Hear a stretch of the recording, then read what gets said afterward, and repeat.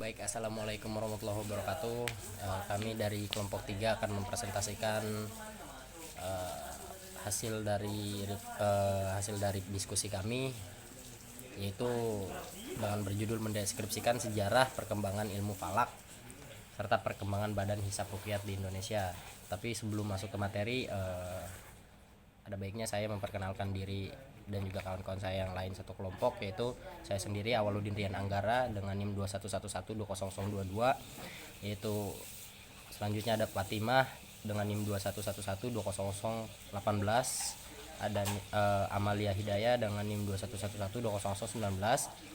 lalu Royan Aziza 21112020, lalu Andina 21112021, lalu Muhammad Dede Jamaludin dengan NIM 21112024,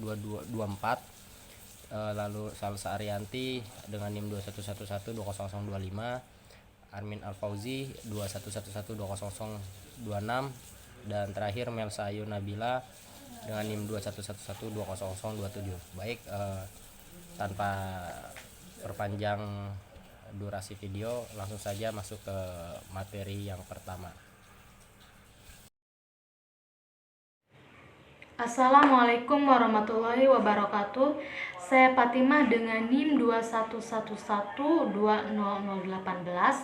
Di sini saya akan memaparkan sedikit mengenai sejarah perkembangan ilmu falak di Indonesia. Dalam perjalanan sejarah yang panjang, kita dapat melihat perkembangan dan evolusi pemikiran ilmu falak di Indonesia. Pada pertengahan abad ke-20, Mekah menjadi pusat utama kajian Islam sebelum digantikan oleh Kairo. Menggarisbawahi pentingnya jaringan ulama di Mekah dalam penyebaran ilmu Islam termasuk ilmu falak. Pengaruh pemikiran ilmu falak dari Jazirah Arab, terutama Mesir, memiliki dampak signifikan pada perkembangan pemikiran ilmu falak di Indonesia. Banyaknya kitab ilmu falak yang diadaptasi dari karya ulama Mesir seperti Al-Matla, Al-Sa'id Al-Rashdi Al-Jadid adalah contoh nyata dari pengaruh tersebut. Sejarah Islam di Indonesia dapat dibagi menjadi dua periode penting, yaitu periode masuknya Islam yang membawa perubahan besar dan periode reformisme abad ke-20 yang juga memiliki dampak signifikan. Sebelum kedatangan Islam, Indonesia menggunakan kalender Jawa Hindu, namun kemudian mengadopsi kalender Hijriah. Perubahan ini mencerminkan transformasi dalam pemikiran ilmu falak di Indonesia dan hubungannya dengan perkembangan Islam. Penggunaan kalender Hijriah oleh kerajaan-kerajaan Islam di Indonesia bukan hanya perubahan dalam penanggalan, tetapi juga merupakan tanda proses transformasi masyarakat menuju masyarakat kehidupan dalam keislaman. Sejarah ini memperlihatkan keterkaitan erat antara pemikiran ilmu falak dan perkembangan Islam di Indonesia. Perkenalkan, nama saya Malina Hidayah dengan NIM 211219 dari kelas 1A semester 5. Di sini saya akan melanjutkan materi selanjutnya yang masih berkaitan dengan sejarah ilmu falak yang ada di Indonesia. Setelah adanya penjajahan Belanda di Indonesia, terjadi pergeseran penggunaan kalender resmi pemerintahan. Semula kalender Hijriah dirubah menjadi kalender Masehi. Namun umat Islam tetap menggunakan kalender Hijriah terutama pada daerah kerajaan-kerajaan Islam. Perbuatan ini tidak dilarang oleh pemerintahan kolonial Belanda, bahkan penetapannya diserahkan kepada penguasa kerajaan-kerajaan Islam yang masih ada, terutama penetapan terhadap hari-hari yang berkaitan dengan persoalan ibadah seperti 1 Ramadan, 1 Syawal, dan 10 Zulhijjah. Sehingga jelas bahwa di samping adanya upaya melibatkan kalender Hijriah dengan adanya asimilasi, bahwa jaringan ulama dalam ilmu falak memang benar-benar ada. Proses tadi tampak dengan adanya perkembangan yang sangat pesat sejak abad pertengahan yang ada dilandaskan pada sistem matahari dan bulan yang disusun oleh seorang astronom yang bernama Sultan Ulul Beig Asmarakandi. Ilmu falak ini sudah mulai berkembang dan tumbuh subur terutama di pondok-pondok pesantren di Jawa dan Sumatera. Kitab-kitab ilmu hisab yang dikembangkan para ahli hisab di Indonesia itu rata-rata mabda atau ipoj, dan markasnya itu sesuai dengan tempat tinggal para pengarangnya, seperti Nawawi Muhammad Yunus Al-Qadiri dengan karyanya Risalatul Qomairoin dengan markas bertempat di Kediri. Meskipun ada juga yang bertumbuh pada kitab asal atau kitab induk seperti Atmaul Said fil Hisabil Kawakib Al-Rasyidil Jadid karya dari Syekh Hussein Zaid Al-Bisro dengan markas bertempat di Mesir, dan sampai sekarang kitab-kitab ilmu falak di Indonesia dapat dikatakan relatif banyak, apalagi sudah banyak pakar-pakar falak yang menyusun kitab-kitab falak dengan cara mencangkongkan kitab-kitab yang sudah lama ada di masyarakat, dengan di samping adanya kecanggihan teknologi yang dikembangkan oleh pakar astronomi dalam mengolah data-data kontemporer yang berkaitan dengan ilmu falak. Terima kasih. Saya Royan Aziza dengan NIM 21220 ingin memaparkan materi tentang sejarah perkembangan ilmu falak di Indonesia. Saja dengan melihat fenomena tersebut, Departemen Agama ini telah mengadakan pemilahan kitab dan buku astronomi atas dasar keakuratan, yakni hisab hakiki takribi, hisab hakiki tahkiki, dan hisab hakiki kontemporer. Namun tampaknya pemilahan tersebut belum diterima oleh semua kalangan karena masih ada sebagian kalangan yang menyatakan bahwa kitab karyanya adalah sudah akurat, walaupun menurut pemilahan Departemen Agama sekarang sudah diganti dengan Kementerian Agama melihat keakuratannya masih takribi. Sebagaimana dinyatakan di atas bahwa pada masa penjajahan persoalan penentuan awal bulan yang berkaitan dengan ibadah diserahkan pada kerajaan-kerajaan Islam yang masih ada. Kemudian setelah Indonesia merdeka, secara berangsur-angsur mulai terjadi perubahan.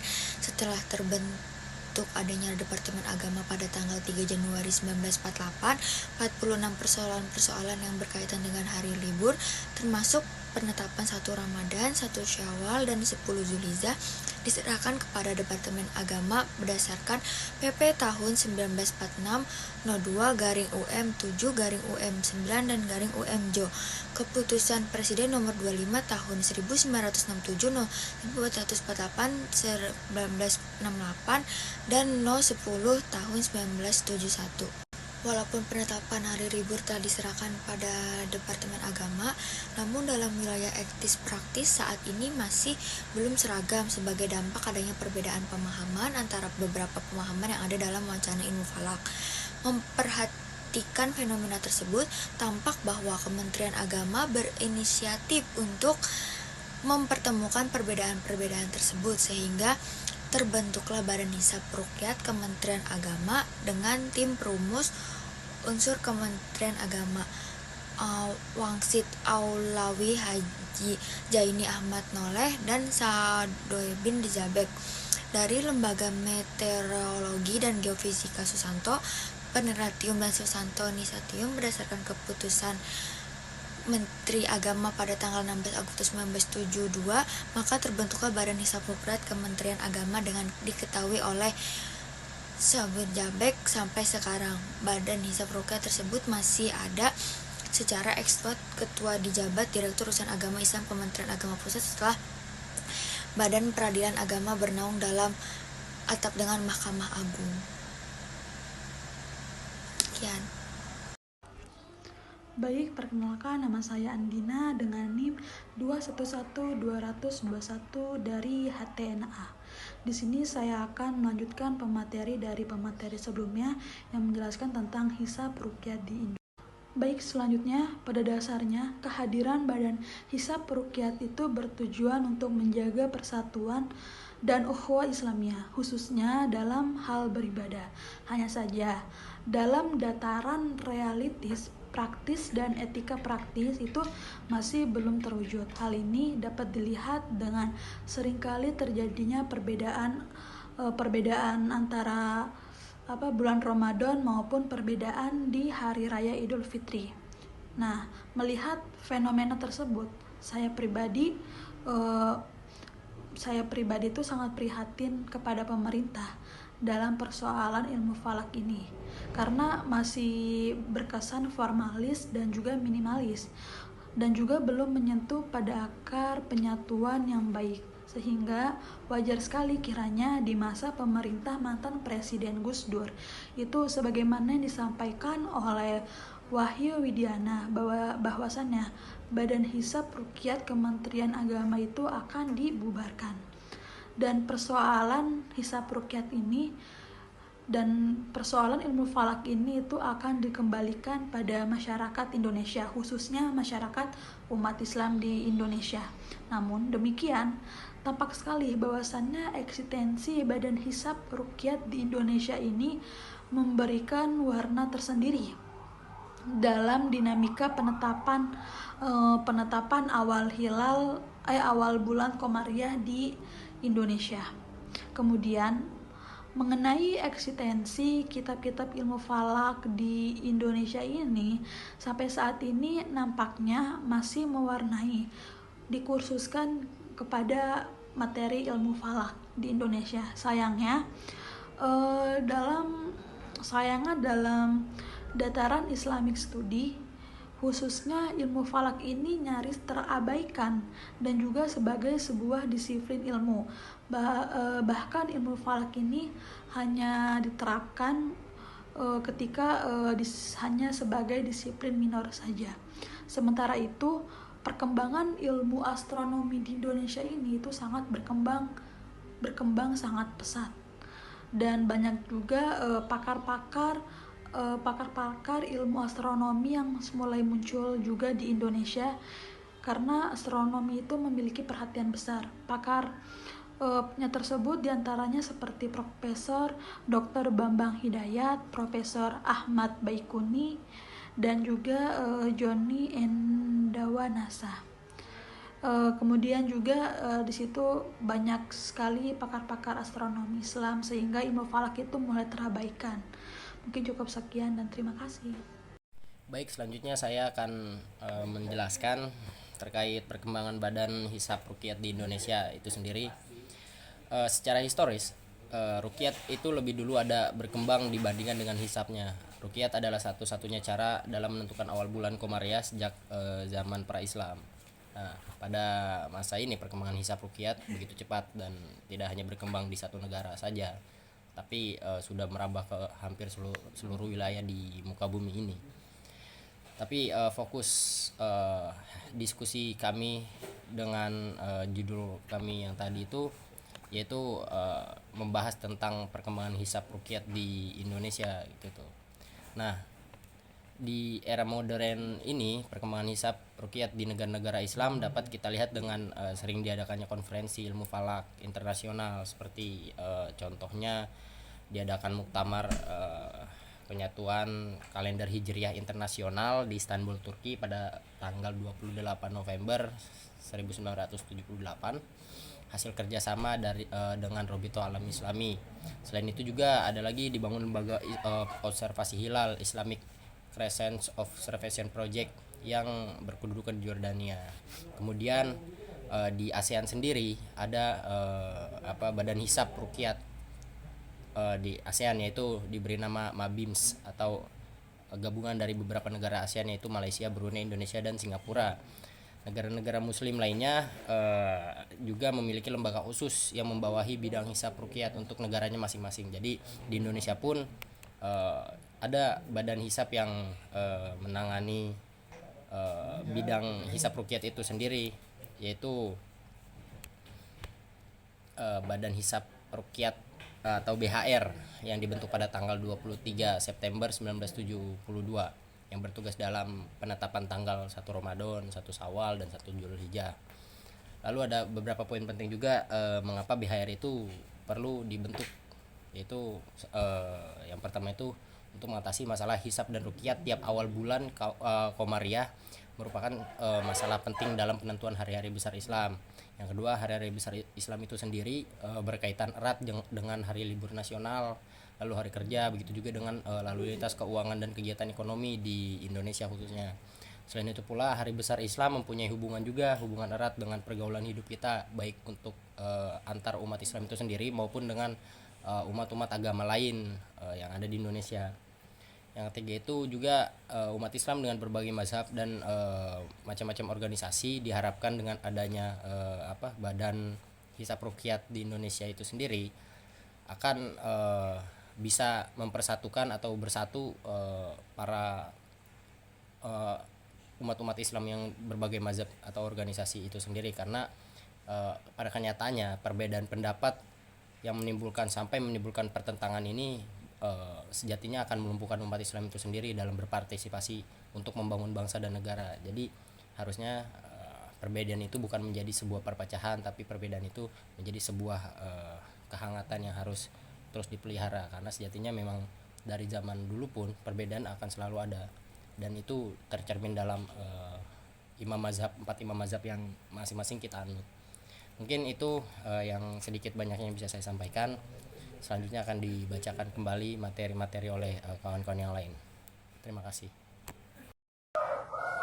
Baik, setelah itu perkembangan hisab ruqyah di Indonesia sangat pesat dan menggembirakan dengan banyaknya pakar astronomi yang muncul saat ini, dan bahkan memberikan perhatian yang amat besar terhadap hisab ruqyah dan ilmu falak, seperti Muji Raharto, Thomas Jamaluddin, Susiknan Azhari, Slamet Hambali, Ahmad Izzuddin almarhum, Muhyiddin Kazin, Arwin Juli Butar-Butar. Selain itu, perkembangan pemikiran terhadap ilmu falak atau hisab ruqyah di Indonesia juga sangat dinamis, yang dimana terdapat paling tidak tiga aliran metode penentuan hilal awal bulan Qamariyah, yaitu Nahdlatul Ulama atau NU mengusung visabilitas hilal untuk memandu ruqyatul hilal.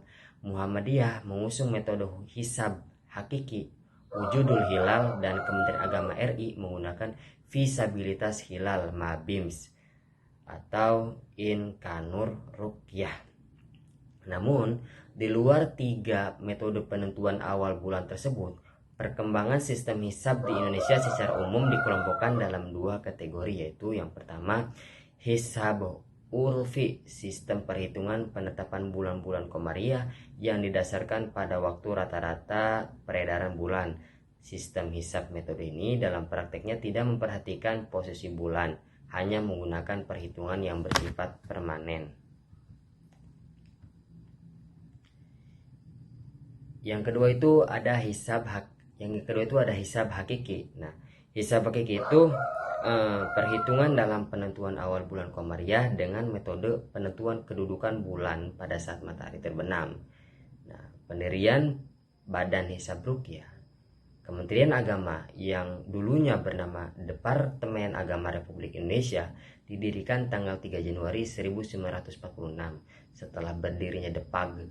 Persoalan yang terkait dengan libur peringatan Hari Besar Islam atau PHBI dan penetapan awal bulan Ramadan, Syawal, dan Zulhijjah diserahkan dan menjadi kewenangannya ini berdasarkan penetapan pemerintah tahun 1946 nomor 2 UM .7/UM.9/UM JO, keputusan Presiden nomor 25 tahun 1967, nomor 148 tahun 1968, nomor 10 tahun 1971. Dalam wilayah etnis praktis sampai saat ini, penetapan dan awal bulan Qamariyah tersebut belum seragam. Bahkan perbedaan ini menjadi penyebab friksi dan mengusik ukhuwah Islamiyah di antara umat Islam Indonesia. Persoalan inilah yang melatar belakang pendirian sebuah lembaga hisab dan ruqyah. Untuk merealisasikan pendiriannya, maka dibentuklah sebuah tim yang beranggotakan 5 orang. Mereka berasal dari 3 lembaga anggota tim, itu adalah unsur Departemen Agama, yang pertama itu Wasid Awlawi, yang kedua itu Zaini Ahmad Nuh dan Sadudin Jambek, lembaga meteorologi dan geofisika Susanto, dan planetarium Santoso Niti Sastro. Warahmatullahi wabarakatuh. Perkenalkan, saya Salsa Rianti dengan NIM 2111 20025. dari jurusan HTN semester 5. Di sini saya akan melanjutkan pembahasan materi dari teman saya sebelumnya. Langsung saja ke materinya. Pada tanggal 23 Maret 1972, tim sampai pada kesimpulan yang pertama, tujuan dari lembaga hisab dan ruqyat adalah mengupayakan persatuan dalam menentukan awal Ramadan, Syawal, dan Zulhijjah. Yang kedua, status lembaga hisab dan ruqyat adalah resmi pemerintah dan berada di bawah Direktorat Jenderal Bimbingan Masyarakat Islam yang berkedudukan di Jakarta. Yang ketiga, tugas lembaga hisab dan ruqyat adalah memberi saran kepada Menteri Agama dalam penetapan awal bulan Komariah. Lalu yang keempat, keanggotaan lembaga hisab dan ruqyat terdiri dari anggota tetap atau inti dan anggota tersebar.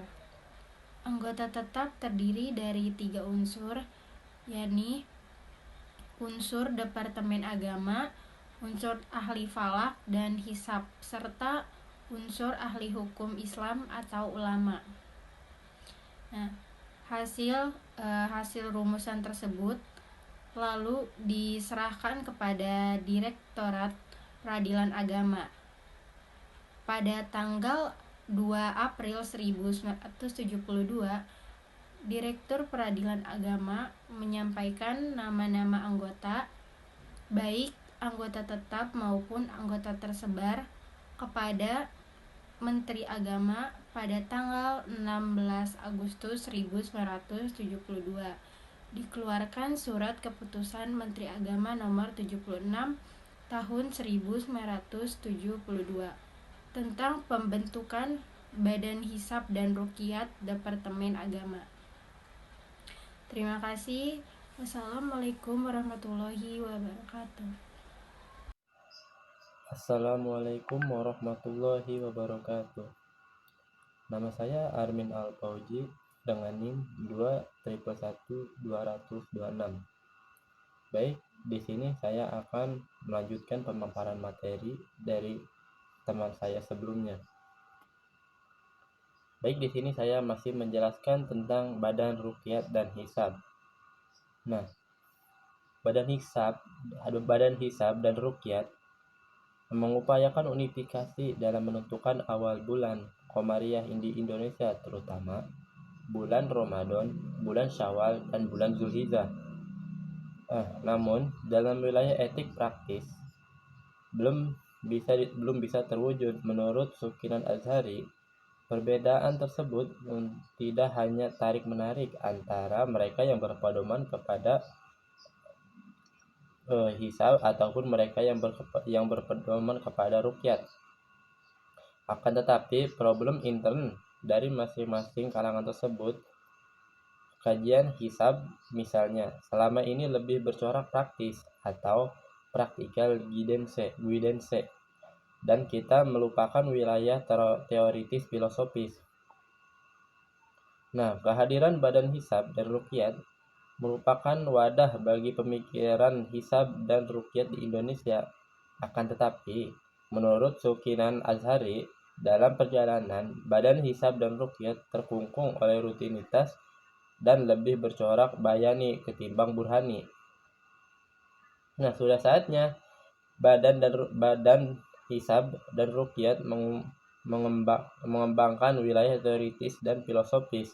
Dalam hal ini patut direnungkan pernyataan Kiai Haji Ghazali sebagaimana yang dikutip oleh Sukinan Azhari, agar Badan Hisab dan Ruqyat Departemen Agama memperhatikan masyarakat Islam Indonesia bila masyarakat dipaksa menganut suatu pendapat sebelum ada titik temu dan berbagai pendapat, maka usaha untuk mempersatukan pendapat akan mengalami kegagalan. Nah, anggota Badan Hisab Ruqyat tersebut terdiri dari unsur Badan Meteorologi, Klimatologi, dan Geofisika, Planetarium dan Observasium Jakarta, Observisium Bosca Lembang, Disros TM fungsional, dan 8 perguruan tinggi serta perorangan yang ahli. Baik, terima kasih kepada pemateri sebelumnya. Di sini saya, Melsa Yunabil Herwandi dengan NIM 2111227 akan melanjutkan pembahasan mengenai kegiatan Badan Hisab Ruhiyah yang terdiri dari 9 kegiatan, yaitu yang pertama, menghimpun data dan pendapat serta melakukan musyawarah dan menelaah ulang saat sidang isbat pada awal bulan Ramadan, bulan Syawal, dan bulan Zulhijjah. Kemudian yang kedua yaitu melakukan temu kerja atau muker dan musyawarah untuk menentukan data hisab bagi kepentingan ruhiyah dan penetapan awal bulan Komariah, termasuk juga penentuan hari-hari libur nasional yang berhubungan dengan PHBI atau peringatan Hari Besar Islam. Biasanya temu kerja ini akan diadakan pada setiap tahunnya. Kemudian yang ketiga yaitu mengadakan musyawarah dan ruhiyah bersama dengan negara-negara seperti negara Malaysia, negara Brunei Darussalam, dan negara Singapura. Kemudian yang keempat yaitu melakukan konsultasi dengan Majelis Ulama Indonesia atau MUI, terutama dalam menghadapi situasi kritis. Kemudian yang kelima yaitu mengadakan pelatihan yang diikuti oleh unsur instansi pemerintah dan masyarakat, terutama para pesantren dan ormas. Kemudian yang keenam yaitu melakukan kajian terhadap sistem dan referensi hisab yang berkembang di masyarakat. Kemudian menyusun suatu sistem dan data hisab tersebut itu untuk digunakan oleh semua pihak. Nah, untuk sistem dan data yang dimaksud adalah Mhemeris Hisab Ruhiyah. Yang ketujuh yaitu menerbitkan takwim standar Indonesia setiap tahunnya. Takwim ini memuat penanggalan hijriah yang telah disepakati oleh temu kerja.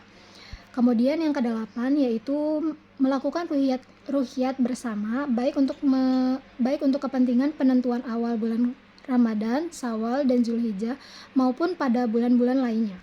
Kemudian yang kesembilan yaitu melakukan observasi gerhana sebagai pengecekan hasil hisab. Terima kasih. Selanjutnya saya kembalikan kepada moderator. Baik, terima kasih untuk seluruh kawan-kawan pemateri yang sudah memaparkan materinya masing-masing. Mungkin dicukupkan saja video kali ini. Kurang lebihnya kami dari kelompok 3 mohon maaf. Wabillahi taufiq wal hidayah. Wassalamualaikum warahmatullahi wabarakatuh.